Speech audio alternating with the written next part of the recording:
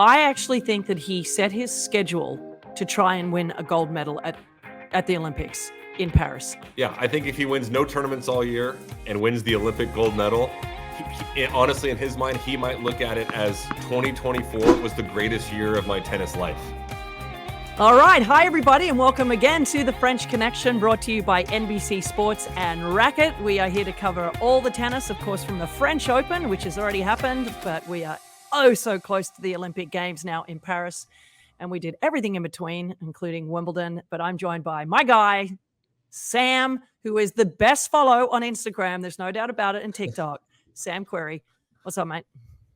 Not much. Just it's kind of like a little slow week in like sports around the world right now. Slow couple weeks. We've got some smaller tennis tournaments, but we've got no football, no basketball. But we've got the Olympics. We've got the Olympics. We got to wait one more week, and then we've got the best sports in the world. Now, Sam, I don't want to remind you about this, but there was basketball. There was an amazing WNBA game. Okay, it's a little juicy. The All-Stars beat the Olympic team. I don't know, what the dynamic is now with the WNBA, but that was kind of like a fun dynamic to see happen. It was fun. It was great. It was great basketball. You got, the Americans have got such a stacked team. They could have literally picked two teams, actually probably three teams that probably would win the gold medal. But anyway, that was a whole fun game at the All-Star. But more importantly, we're here to talk about the tennis that's ahead of us at the Olympics, etc. I am so excited. I've got my right over here. It's one of my jackets from the Olympics. I thought I'd, hang it up. And of course, I am wearing right here. This is my opening ceremony shirt from the 2000 Olympics. Sam, do you have one as sexy? Why is that? This? No, I don't. But what's Australian about that? What's on it?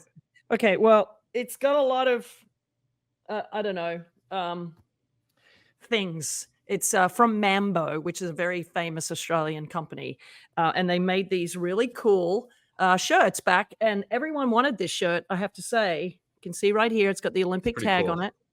Everyone wanted this shirt, but I didn't give it away because I knew one day I would wear this on TV. And so I still got my stuff from opening ceremonies in 2008, but it not to say boring, but it's the Ralph Lauren polo, red, white, and blue, pretty conservative, nothing flashy like the Australians.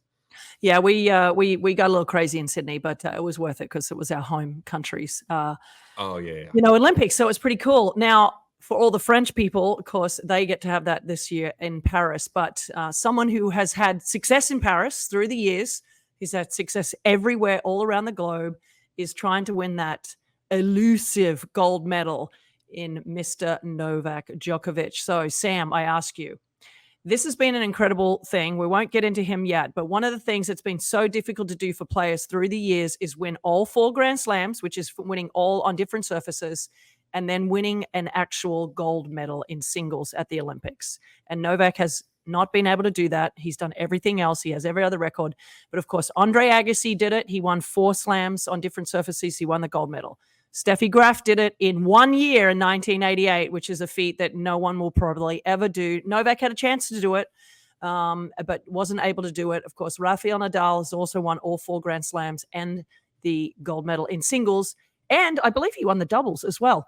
And, of course, Serena Williams, who's won everything, the singles, the doubles multiple times. I mean, she's the GOAT when it comes to the singles, doubles, and all the things Olympics. But tell me, what the hell? Novak hasn't even won a tournament this year, Sam. What is going on? Has he been leading up to this moment? I would love to sit down and have a candid conversation with him and know, does it bother him that you don't have an Olympic gold medal? Really get the answer from deep inside. Is that something that worries you? Do you think about that? Will that make everything in your career kind of culminate and be that much more special? I would love to know, because if you were to ask him, I'm sure he'd kind of give a, somewhat of a political answer of yeah, of course I'd love to win it, but I've won all these other things and that's kind of it. But I think deep down he wants to win it. It's like you said, it's the only thing he hasn't accomplished. He wants to get on this list of 4 other players to have accomplished that feat. And so, he hasn't had a great year in terms of what he's used to, but he did just final Wimbledon, bad year or not, finally a Grand Slam is pretty impressive. So he's got to have a little more confidence right now than he did 4 or 5 months ago. And I do think at the Olympics, 2 out of 3 sets, I think he's just everything that's in his tank. I think he's going to lay it out there and try to get that gold medal, because then he's got everything. There's nothing you can say that the guy hasn't accomplished. And so that's where I'm going with it. Yeah, I agree. I think that his intentions, and I kind of have talked about it through the year, I think other than winning the Grand Slams, we know that's the most important thing for him to do. But I actually think that he set his schedule to try and win a gold medal at the Olympics in Paris. I feel like when you've already accomplished everything in your career, there's no other record other than, I think, maybe Jimmy Connors' amount of tournaments at ATP level. I think it's the only record he doesn't own. And there's one other Roger record that I think he doesn't own. But other than that, he has every record. He's proven himself to be, the greatest of all times when it comes to all the numbers. The guy has done it all. But he hasn't got a gold medal. And we've seen the way he's left the court many times at the Olympics in absolute tears. And we don't see that when he loses matches on the ATP Tour or even at Grand Slam level.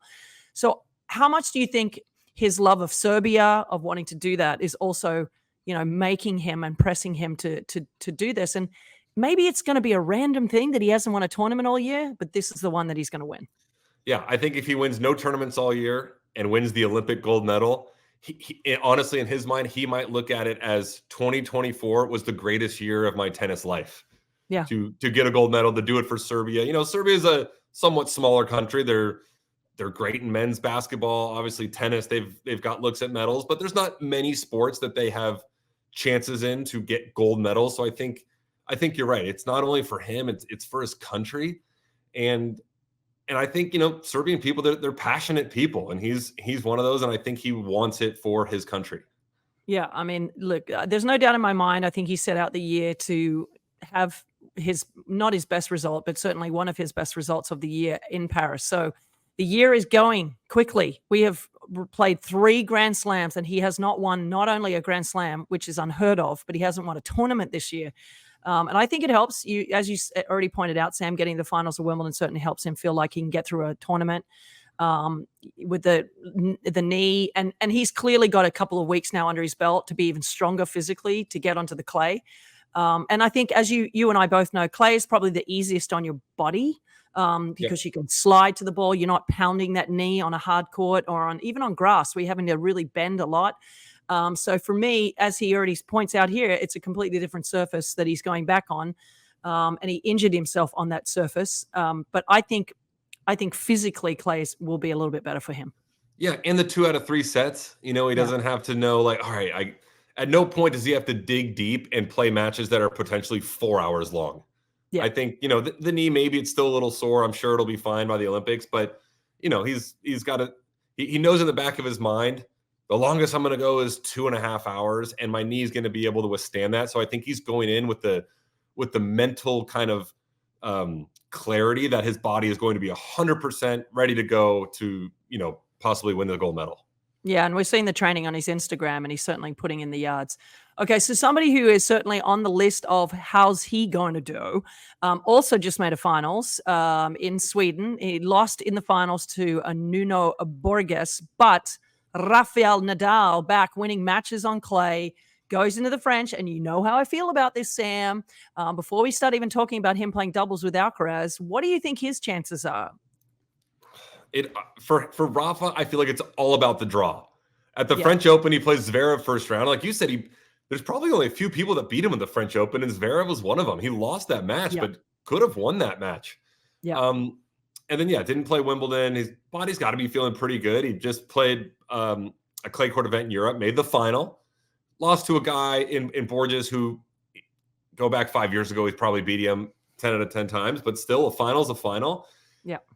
If the draw opens up for him a little bit in Paris at the Olympics, I can see him making a little run, but I do feel like the tennis gods would need to be looking down on him like in a perfect way for him to be in medal contention. Yeah. Okay, well, I'm going to throw a spanner. I think he's going to do really well. I think he's actually going to, but I do agree with you 100%. It does depend on the draw, but best of three really does help him a tremendous amount as well physically, because we know he's had his trials and tribulations. One guy that hasn't got any trials and tribulations, certainly right now, he's had some over the last year or two physically, is Alcaraz. But my gosh, I think I may have called this, Sam, that he Your would predictions win. for the last 10 weeks have been spot on. Yeah. I'm not only giving you credit for this prediction, like all your predictions have been good. Thank you, my friend. I didn't get the Rybakina one, but you know what? She came close. There's a bit of an upset to Krejcikova, and name me one person that picked Krejcikova to make the final, let alone win it. And I'm, going to start betting anything with them because that was just crazy. But Alcaraz, he's so good on. The reason I picked him and I'm picking Sinner at the US Open is because he's so good at moving on any court, right? On a grass court, he can slide, he can get low, and on clay, he can slide, he can do all the things. On hard court, Yannick has a little bit more of an anchor, as you know, as a big guy too, Sam. It's a lot easier on a hard court because you're managing that a little bit differently than you are on clay and grass, even though you're a great grass court player because you're serving your forehand. But I feel like Yannick feels more comfortable on hard court. But before we talk about Yannick Sinner, what about Alcaraz? Can he light this up and win, a gold medal in singles as well? Because it means a lot to him to do this too. He absolutely can. He's probably the favorite going into it. I do think, though, Alcaraz, I feel like he's going to have not more pressure, but like more emphasis on the doubles because he's playing doubles with Nadal, who I'm assuming is his idol and his hero. I almost think that the doubles means more to him at the Olympics because he's playing it with Rafa than the singles. I think if you asked him right now, would you rather win an Olympic gold in singles or an Olympic gold in doubles with Rafa? I think he goes gold with Rafa in doubles. When you think? Yeah. I mean, how cool though. I mean, really, how cool for these guys. Outside of the Americans getting a gold, that's what I want to have happen. I cannot wait to see those two play with each other on the court. And, I have to say, myself included in this, I know what it was like to be a little bit older. I played my last Grand Slam doubles final at Wimbledon when I was 39 with Sam Stosur. And Sam, of course, was like maybe 29 at the time and literally in the peak of her career. And I know how much that helped me. It helped her having me who'd been through a lot and won, significant amount, but also it helped me physically to know that I had someone who was so much more physically stronger and just better player than me. And I think Rafa would consider Alcaraz to be in that position. Clearly, I'm not even putting myself in the Nadal category here, but I just know what it was like to play with someone who was so much better than me and so much like just stronger physically to get me through those matches. And how much do you think that's going to help Rafa going into the Olympics as well, knowing he's got this guy next to him who could just run for days? I think it's huge. And does the Olympics, is it no ad scoring in doubles or do they play ad? No, I believe they play ad. They play ad. I was going to say, if it's no ad, he flips it over to Alcaraz every deuce point. But regardless, I think it's huge. He knows he's got the strongest, mightiest, best player in the world as his teammate. So that just gives you a little extra confidence and courage boost, I think, for Rafa going into it. And, again, with the Olympics, a lot of these top doubles teams in the world right now, they're not two guys from the same country. So you've got a lot of mix and matches, not, out of the 8 best doubles teams in the world, 6 or 7 of them aren't going to be playing together. So the doubles draw especially is wide open. I guess you would almost say it could kind of go to anyone because a lot of guys are playing together, and the girls too, but we're talking about Rafa and Alcaraz. There's teams in there that like the guys have never played. This might be their first time playing with each other. So I think Rafa and Carlos are going into that like, hey, we have as good a chance as anyone to win the gold medal in the doubles right now. Yeah, I agree. I mean, that was the one thing that was a little tough for me as well. Listen, I won a lot of tennis tournaments, but I'd never played with another Australian, until I played with Sam, but it was after the Olympics, in actual fact, when we had our good run. So that is not easy. So I think the quicker you gel, the better you play with somebody and the more you play with them, quite frankly. I mean, it's why Krejcikova, for example, and Siniakova will be the favorites in the women's doubles probably, Right. They haven't played it all this year, but they played so much through the years. And of course, Venus and Serena were so dominant in doubles at the Olympics because they played only with each other. So that does absolutely help. There's no doubt about it. But Listen, I am so pumped for it. I love the Olympics. I know you don't love them, Sam, but I do. No, I love the Olympics. I'm just not like, when I'm going to go watch, it's not, tennis isn't like number one on the list of things to go watch. I want to watch the swimming, the track and field, stuff like that. All right. Well, as a reminder, everyone, July 26th on NBC, and of course, all the networks of NBC, including Peacock, you'll be able to see everything when it comes to tennis, all the stuff, all the swimming, all the track and field. I've been watching so many things on different sports, and I am just pumped through it. So you can see all of that clearly on Peacock, and we're going to just keep talking about it, and I'm pumped about it. What day does the tennis start? Is it on the 27th? The tennis starts, I think, on the 27th. Yes. 27th. Okay. I'm just thinking, I know when I have to be there to report for duty, and it's earlier than that. So anyway, so let's talk about the USA team. The men's, Taylor Fritz, Tommy Paul, Marcus Giron, and Chris Eubanks are suiting it up, along with Rajiv Ram and Austin Krajicek. Those guys will be the doubles team. This is a strong team. What are your thoughts on the guys before we get to the girls? Yeah, it's weird in tennis. You just said like this is a strong team, so it's like a team, but it's individual. So it's it's a little bit of a strange dynamic. I wish tennis would go to a team format. I don't have any ideas off the top of my head, but it is an amazing honor and privilege to make the Team USA Olympic team. Super cool for, Chris Eubanks and Marcos Giron, who actually just won his first tournament over the weekend. Yeah. Those guys got in because a few of our other players opted not to go. So this is, a huge moment for them. Giron has possibly gone in the past. Chris Eubanks, I think this is his first event. And for Eubanks too, his ranking has recently fallen. But when the Olympic team was, when guys were going over the rankings 6 weeks ago, he was ranked a little higher. So it's kind of a great opportunity for him. And, Fritz and Tommy Paul, those are two guys that have played great lately. They're not necessarily known as clay court players, but 2 out of 3 sets, anything can happen. And then Rajiv Ram and Austin Krajicek, both have been number 1 in the world in doubles. Both have won majors. They're going to be one of the better doubles teams. So it's a great crew. And, there's a chance for everyone here to come away with a medal if things, are set up correctly and they play well. Yeah, I think that one of them might surprise. I don't know which one will, but it'll be nice to see them certainly go deep in the tournament, because we love to see them do well. Of course, the women's, that's another story altogether. We've got Danielle Collins. What a great year she's had. Coco Gauff, Jessica Pegula, and Emma Navarro. Those 4 players have played some really good tennis this year. They've all had great success this year.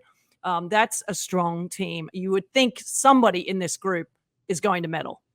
You'd think. The lowest ranked player in this list is Navarro and she's top 20, and just had a great run at Wimbledon, making a quarterfinal. So the girls are. We've had strong Olympic teams on the female side for as long as I can remember, with the Williams sisters, and we've had Madison Keys and Sloane Stevens. The girls have constantly been top 10, but this is as good of group that we've had going in a long time. This is, for speaking as a whole, as a country, I don't know if there's another country with a grouping as strong as this. So you're going to know more than me, but I like, if I had to bet right now, I'm betting on one of those girls to get a medal.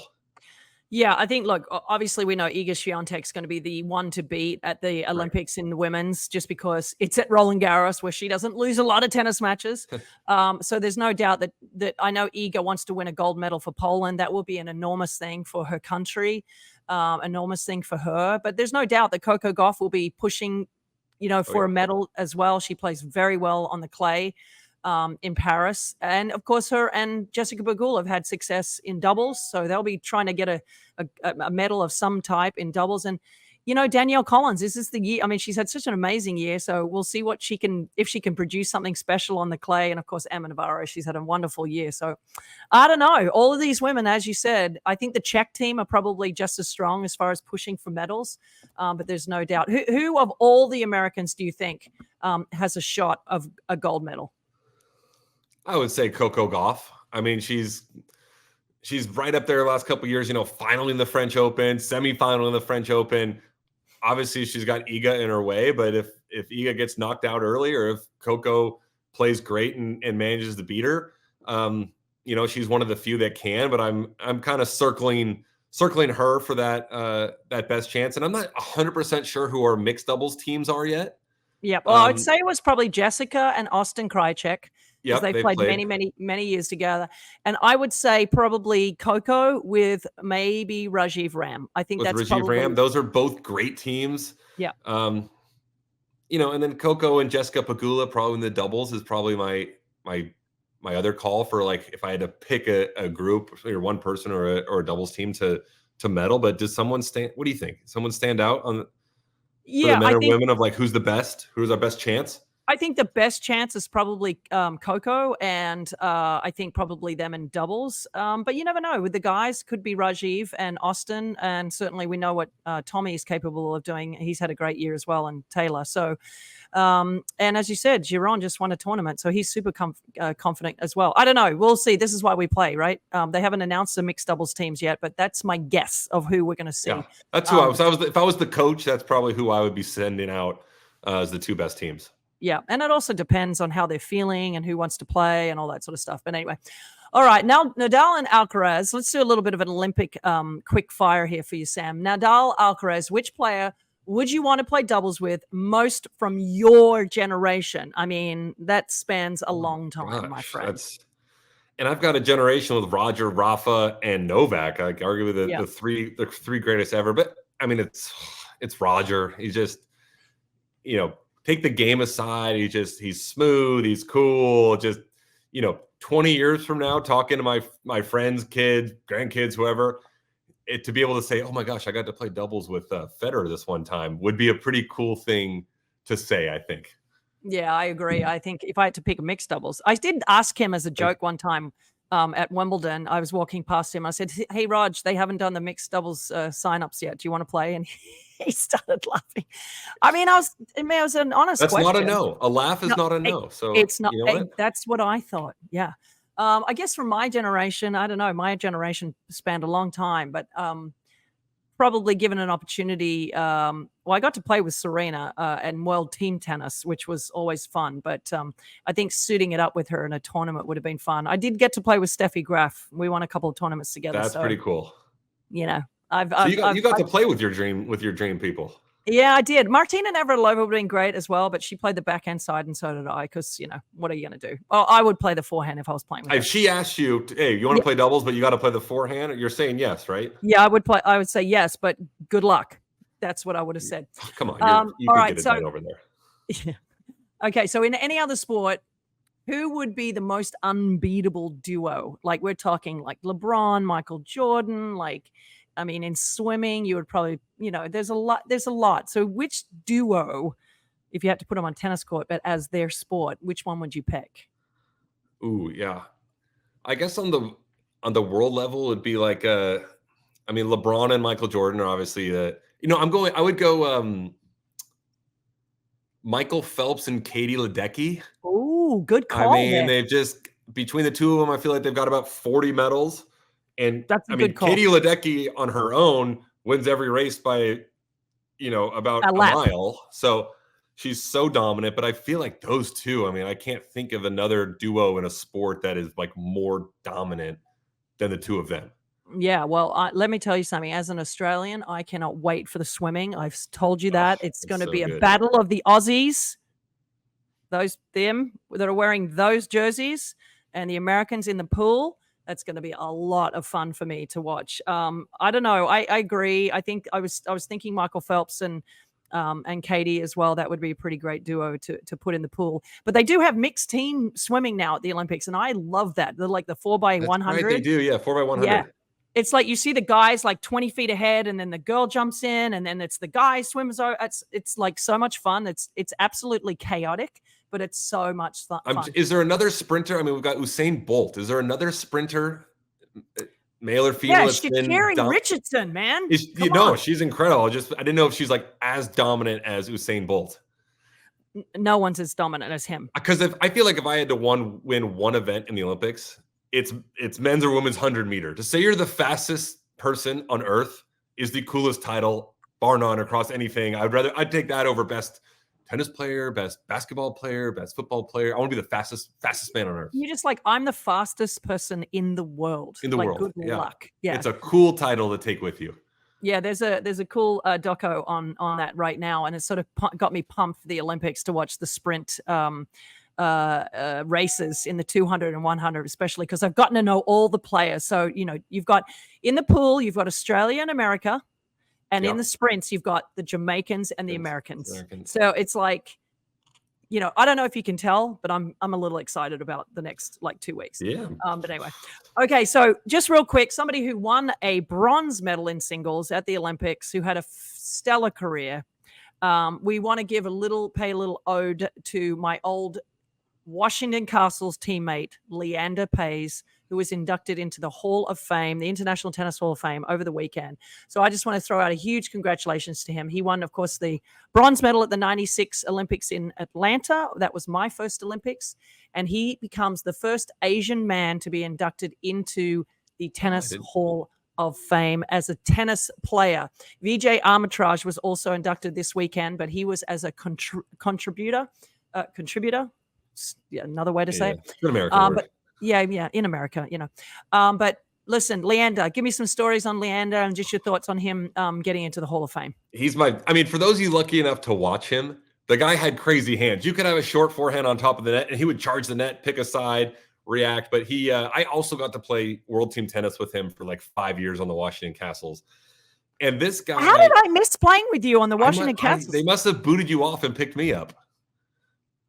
It's possible. It's possible. They had cap room to bring you in after. Yeah, exactly. Mm-hmm. But this guy, tennis aside, if you ask me who's the best storyteller in all of tennis, this is the man right here. This guy has stories for just as long from here to the moon, and I don't think any of them are true, but they are just the most amazing stories. And the Olympic story that he had from Atlanta, where he got the bronze medal. Kind of out of the blue. He got it in singles, and I don't think he was ranked necessarily that high in singles when he got it. He claims he told me once in the third and the fourth place match, he was losing, he was down, and then a butterfly came down on the court. He was injured. He picked it up. He spoke to the butterfly, healed it, and then let it fly away. And the next thing you know, he's telling the story, the whole crowd is flapping their wings like it's their butterflies, and it propelled him to the victory to get him the gold medal, the bronze medal. But that's one of 100 stories this guy has, and he's just not only an amazing tennis player, one of my favorite people in tennis. Yeah, there's no doubt that if you want to sit down, or if you want to, there's a couple of things that I could tell you, but many are, if you want to get away real fast, when Leander starts telling you a story, you have no chance. It is going to go for a day. But as you said, when I played mixed doubles with him, which I did many times for the World Team Tennis, and I played against him in a Grand Slam final, actually, he had the most unbelievable hands in the world, and he would dive for everything. He would run for everything. And so it's very fitting that he ended up into the International Tennis Hall of Fame, because he definitely deserves it. And what an incredible mark he left on Indian tennis. Of course, the Armitage brothers were incredible for India, but Leander took it to a different level with his wins in doubles and mixed doubles. It was incredible. So Leander Paes, congratulations for getting into the Hall of Fame. All right. Well, you listen, guys, we're going to leave you a little bit of something today, because next time we're going to leave you with a little Instagram, TikTok, legendary stuff from Mr. Sam A. Querrey. What's the A for, by the way? Austin. It's my middle name. Oh, Sam Querrey was already taken, so I had to slide the A in there. Who has Sam Querrey? Who? An imposter. There's another one. There's another one of me out there, apparently. Okay, so Sam A. Querrey is going to be, we're going to highlight him a little bit in this, because honestly, you make me laugh so much on your Instagram, and I'm just thankful that your wife has been included in a few of late. Originally when we started making these funny videos, she's the mastermind behind these. Oh. Yeah, early on, she was putting it together. Early on, she was doing all the editing, a lot of the ideas. We've, gonna be honest, we got a little help now, but my wife's fantastic in these videos. Well, there you go. Behind every great man is always a better woman. Is that what you're saying? That is what I'm saying. This doesn't exist without her. Oh, it was just a nightmare. Or was it? No, come on. Talked about playing exhibition shots in the middle of a Grand Slam, but even Federer had to apologise for that.